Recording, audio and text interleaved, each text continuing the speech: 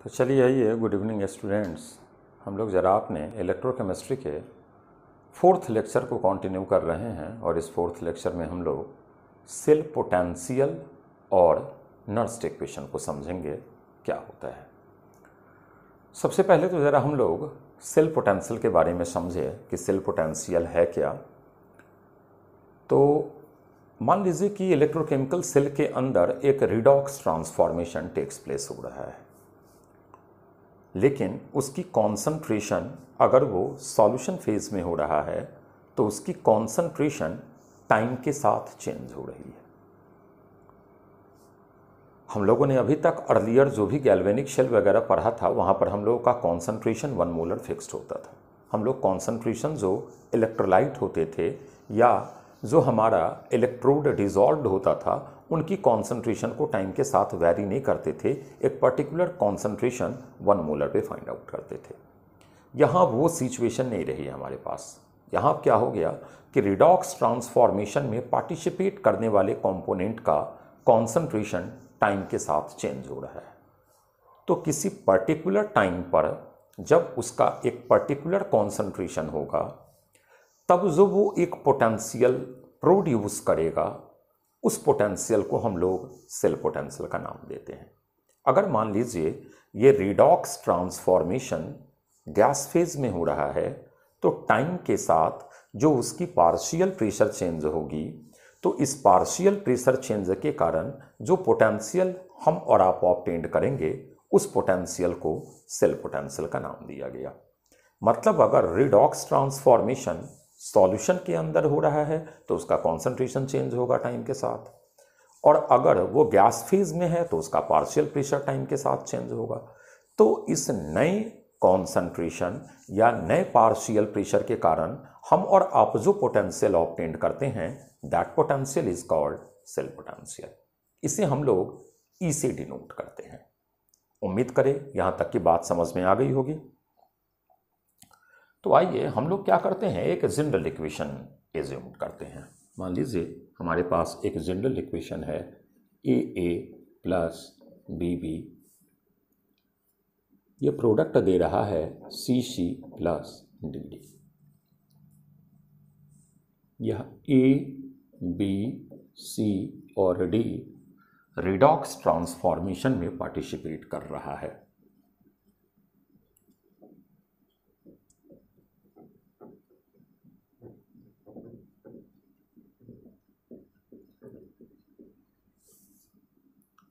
और ये जो ए बी सी और डी देख रहे हैं ये उनकी कॉरेस्पॉन्डिंग स्टोशियोमेट्री है। A B C D is corresponding stoichiometry.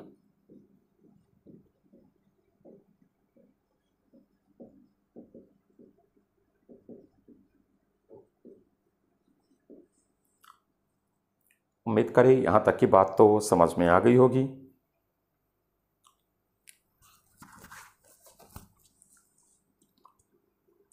A B सी और डी का कॉन्सेंट्रेशन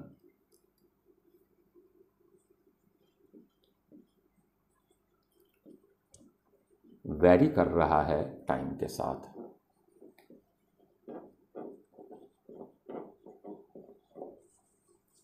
क्योंकि अभी हमने कहा है कि जब उसका कॉन्सेंट्रेशन टाइम के साथ वैरी करेगा तभी वो हमें सेल पोटेंशियल प्रोड्यूस करेगा।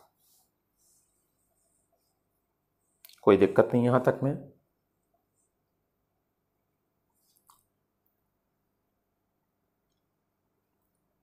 बढ़ा जाए आगे। चलिए अब हम लोग क्या करते हैं,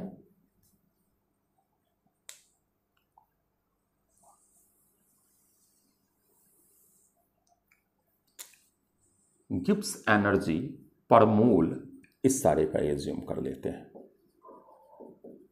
गिब्स एनर्जी पर मोल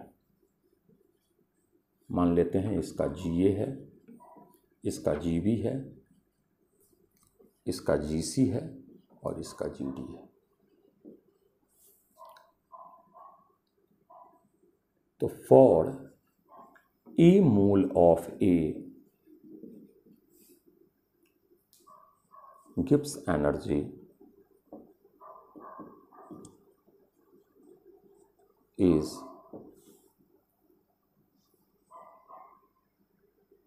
क्या हो जाएगा, तो A into G A.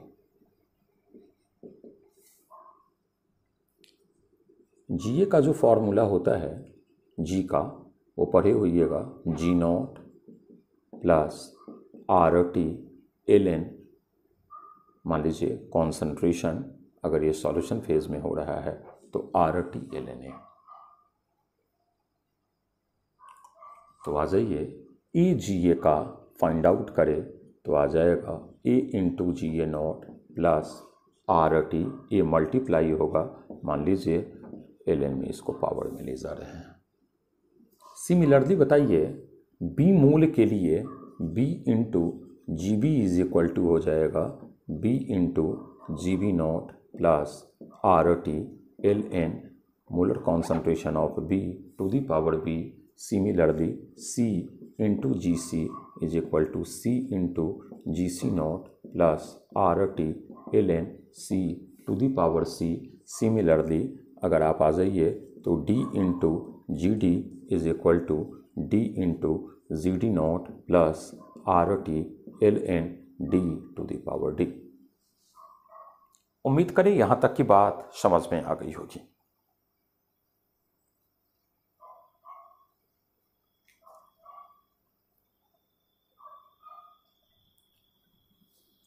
Now, free energy chains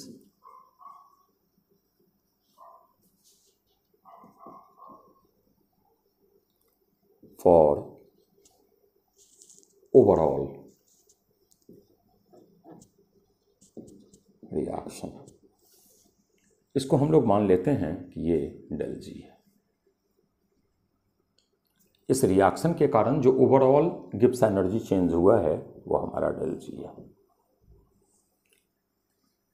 अब del G is equal to जानते होइएगा sigma of del G of product minus sigma of del G of reactant. पढ़े हुए हैं फॉर्मूला, तो इज इक्वल टू प्रोडक्ट, ये दोनों product है और ये दोनों रिएक्टेंट है। वैल्यू पुट करते हैं D into G D naught plus C into G C naught, इसको एक जगह रखते हैं, plus R T L N D to the power D plus R T L N C to the power C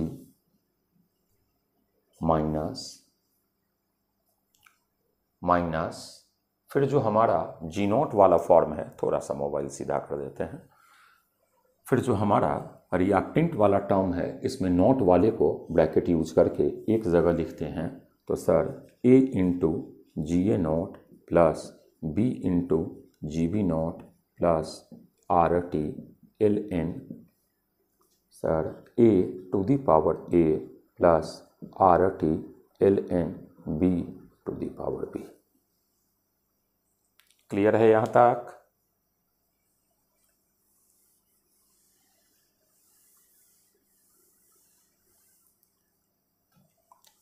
sir del G is equal to, sir जितना naught वाला है वो हमारा हो जाएगा सर दिस और माइनस दिस। सर इसको एक ब्रैकेट में लिखते हैं, D into G D naught plus C into G C not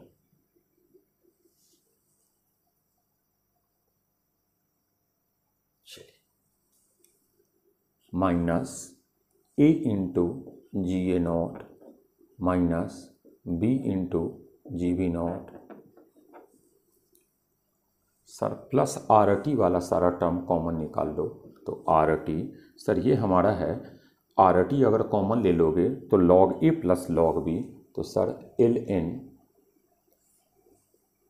sir D to the power D into C to the power C. और सर ये माइनस अगर common लीजिएगा तो ये भी नीचे, एक बच्चे ने बोला कि सर अलग से ही आप लिख लो, minus minus RT ln A to the power A into B to the power B। अब तो कोई दिक्कत नहीं। चलिए, del G is equal to, sir ये वाला पूरा टर्म हमारा बन गया डेल जी नॉट, और सर प्लस RT आप कॉमन निकाल लीजिए, तो RT ln sir D to the power D into C to the power C by A to the power A into B to the power B। Sir del G is equal to del G not plus RT, sir ये पूरा Q का expression हो गया sir, reaction quotient.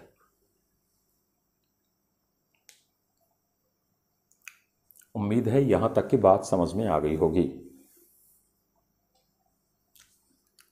Sir del G is equal to minus NEF होता है, तो minus NEF is equal to del G not minus NE not F plus RT ln Q।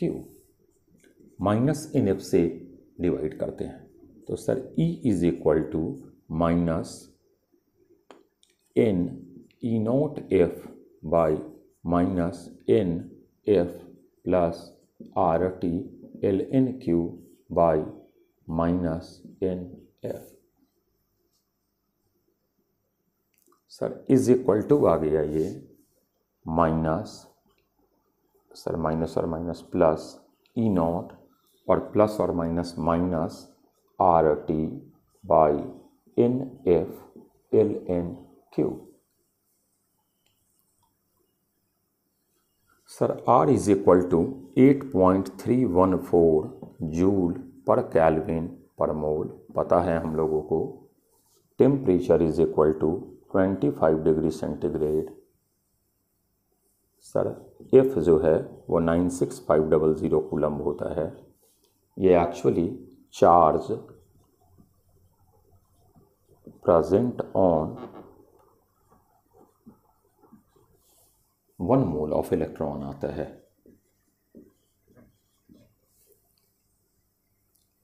कैसे? तो एक इलेक्ट्रॉन पर जो चार्ज है वो 1.6 इंटू 10 की पावर माइनस 19 कूलम्ब होता है। तो सर एवोगैड्रोज नंबर इलेक्ट्रॉन पर जो चार्ज होगा वो 1.6 इंटू 10 की power minus 19 into Avogadro's number.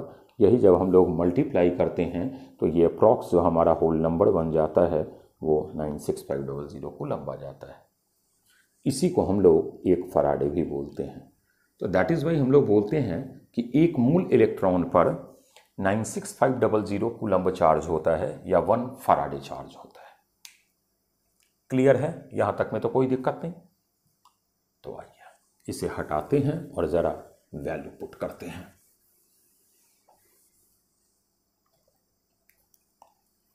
तो sir E is equal to हम लोगों का आ गया, E is equal to E not,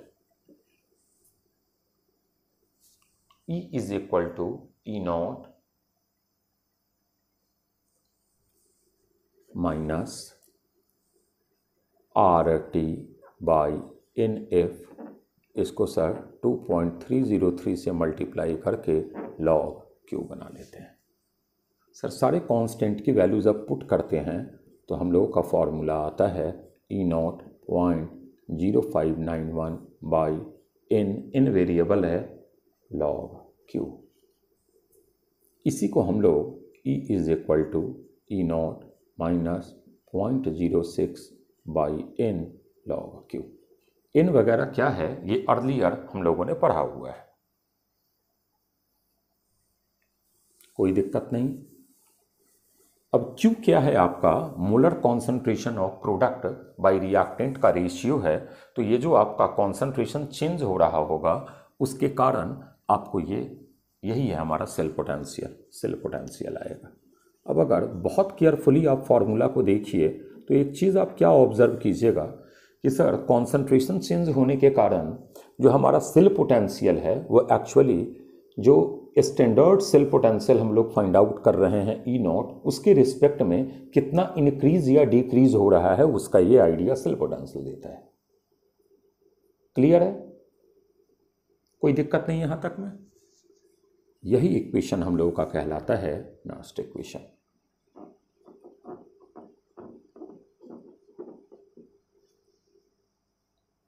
ठीक है, जैसे मान लीजिए हमने एक एग्जाम्पल दे दिया, जरा उसे समझिएगा। Zn solid plus Cu2 plus aqueous, Zn2 plus aqueous plus copper solid. मान लीजिए जब इसकी कॉन्सेंट्रेशन C1 हो और इसका कॉन्सेंट्रेशन C2 हो। सर ये यूनिटी नहीं है, यूनिटी होता तब तो ये सिंपल अर्लियर फाइंड आउट किए हुए हैं 1.10 वोल्ट आता है। क्लियर है? तो सर ये तो अब हमारा यूनिटी है नहीं, तो ये तो ईएमएफ देगा। तो EMF is equal to sir इसकी ई नॉट सर सेल का माइनस 0.06 सर इसमें n 2 होता है log Q sir Zn2 plus by copper 2 plus C2 C1 पता है, वैल्यू पुट कीजिएगा, ये आपको सेल पोटेंशियल प्रोड्यूस कर देगा। सर इसका E not cell 1.10 minus 0.03 log sir Zn2 plus C2 by C1। Clear है? यहाँ तक में किसी भी तरीके की कोई दिक्कत नहीं?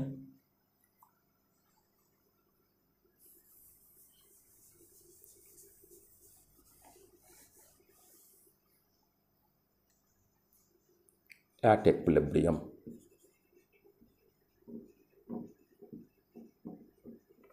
जब हम लोग इक्विलिब्रियम की बात कर रहे होते हैं तो इक्विलिब्रियम पे जी हम लोगों का 0 हो जाता है। इक्वेशन क्या बना था? Del G is equal to del G not plus R T by N F R T L N Q.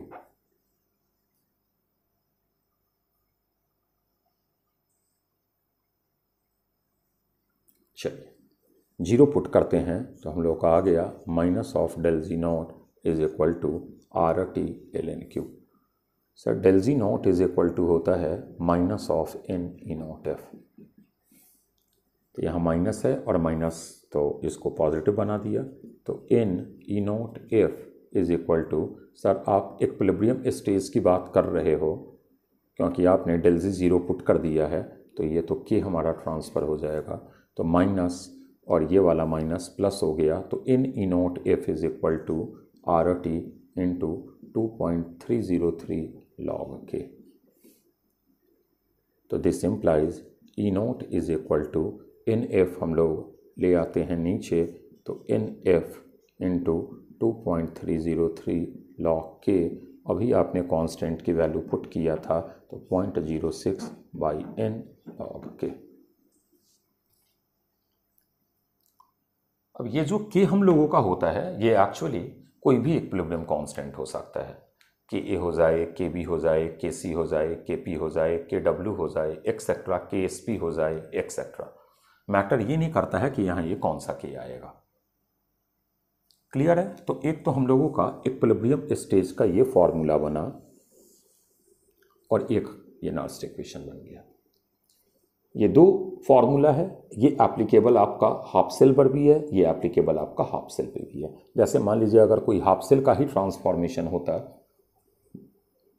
लिख रहे हैं नीचे, जैसे मान लीजिए zinc solid, zinc 2 plus aqueous plus 2 electron है।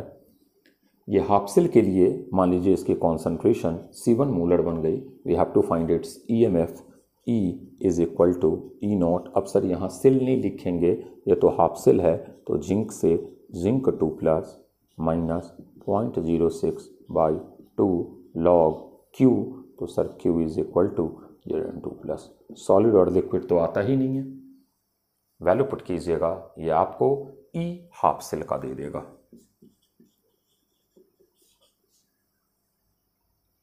क्लियर है? यहाँ तक की बातों में किसी तरीके की उम्मीद करें कोई दिक्कत नहीं होगी। बढ़ा जाए आगे।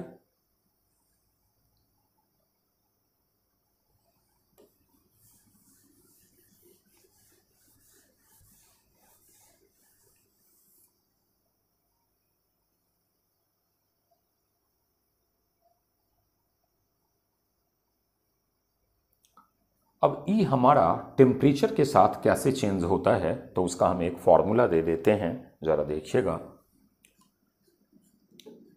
ई का वेरिएशन टेम्परेचर के साथ,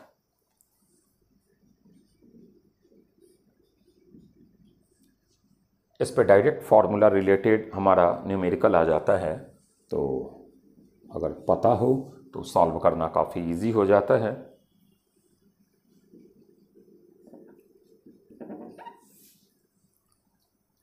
यही देखिए, ई आपका जो सेल पोटेंशियल है, ये सेल पोटेंशियल का चेंज टेम्परेचर के साथ,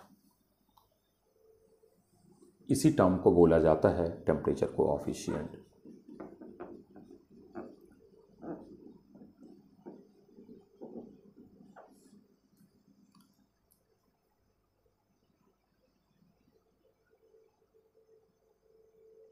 क्लियर है? और del S is equal to है, इस पे न्यूमेरिकल वगैरह डिस्कस करेंगे, N F D by D T.